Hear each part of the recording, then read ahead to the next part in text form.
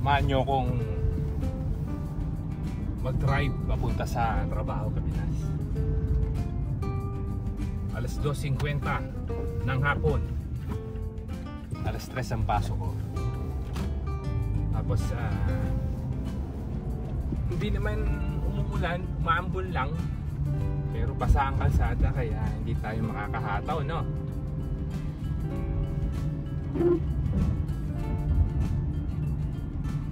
Malapit lang to sa sa trabaho ko.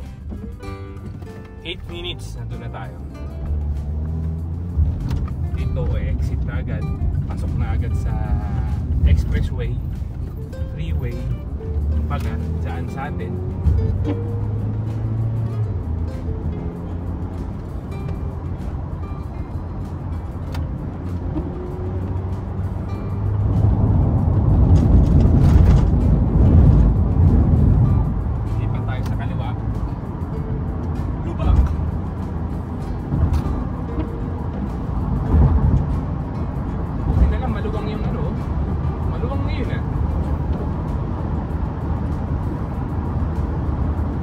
Usually kapag ganito panahon, ang tendency mababagal yung sasakyan. Siguro pag lumakas pa ng konti. Yan, yan tayo exit.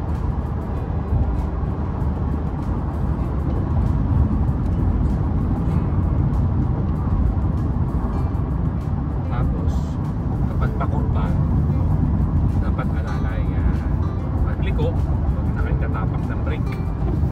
Then catch, madulas, baka tawag doon, mag-i-skid lang kayo, i-skid yung, baka mag-skid yung gulong natin. Yan, paglagpas dito, malapit na, nagikinita ko na.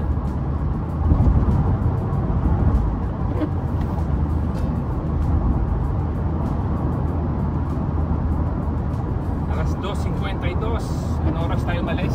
2:50. Minsan tayong po biyahe.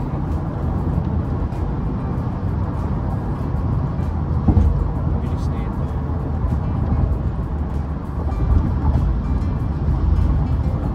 Ba't bigla siya bumagal? Ano tayo papasok? Dito tayo papasok eh. Bumagal na ito. Yan, dito tayo. Bigla naman bumilis. Sira ulo.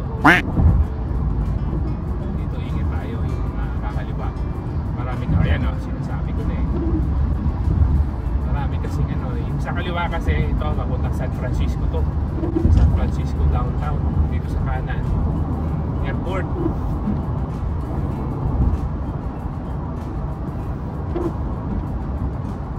Airport. Hindi na tayo hirapan na tumataw. Hindi na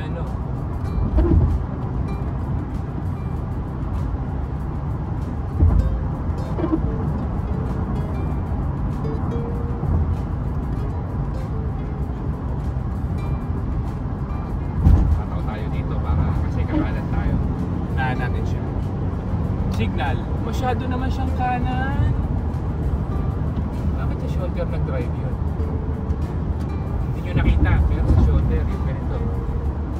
Yan, pasok tayo sa airport.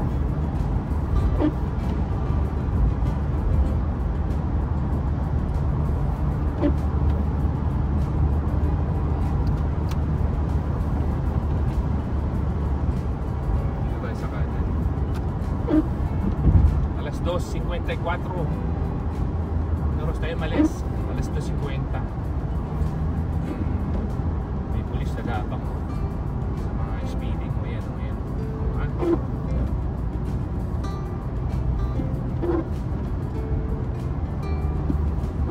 Malakas na yung bola.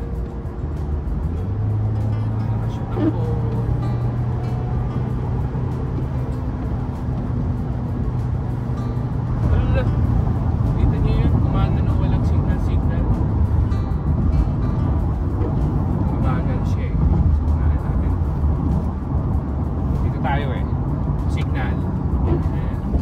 Signal kapag saan liliko ha, kung kanan, siyempre kanan ang signal. Okay pa yung mga pinagsasabi ko. May masabi lang. Ay. Dito tayo. Siyempre signal. Alas 2:55. Dito na ako sa parking garage. So, galing sa bahay, papunta dito sa garage, 5 minuto na. 5 minuto. Tapos syempre, kailangan.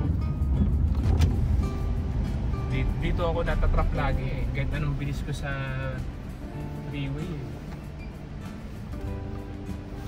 Pag mabagal yan lumabas, tulad nun, ang bagal na yan.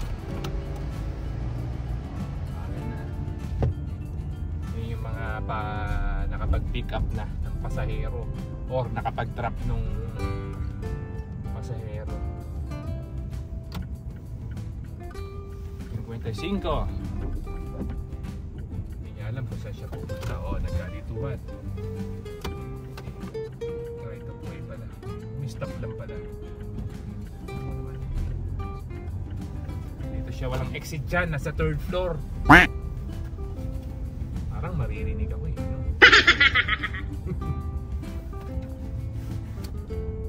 56. Yan. Totoo, di ba? Dito ako nagtatagal kapag bumabagal yung mga sasakyan. Signal. Kakaliwa kami. Ako pala. 56. Ito yung sa short vlog ko, yung may ilaw. Yan, pag ganun yan. Patay na ngayon.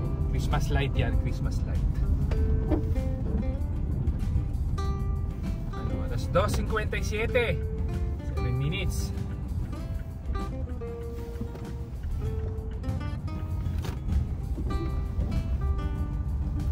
Last na tong ikot ko, tapos maghahanap na ako ng mapaparkingan.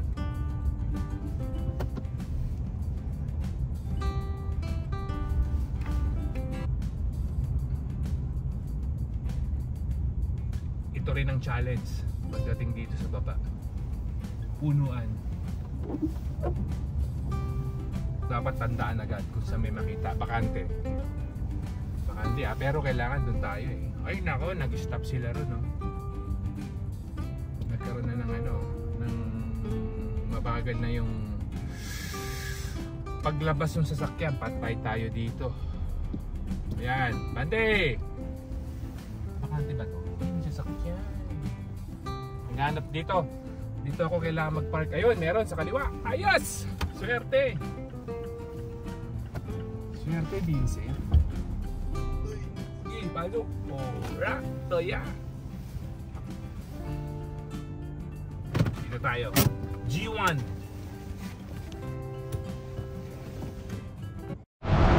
Meron pala dito, isa oh. Oh, hindi pala ako nakababa. Wala na. Na-stuck na tayo. Kasi mabagal yung paglabas nila dito. Ayan oh. Yung mga pasahero, yung iba dyan, empleyado, pa-exit na sila. Sarado pala yung isang cashier. Alright. So recap tayo. 8 minutes yung nakapag-park ako at nakababa ng sasakyan. 8 minutes, no? Ganun lang kalapit kapag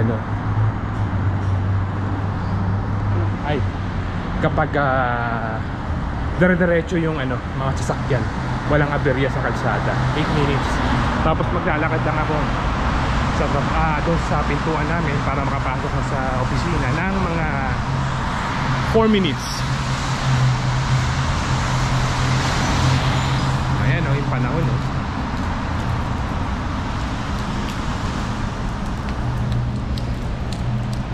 lakad tayong konti dito sa open air. Aambunan tayo.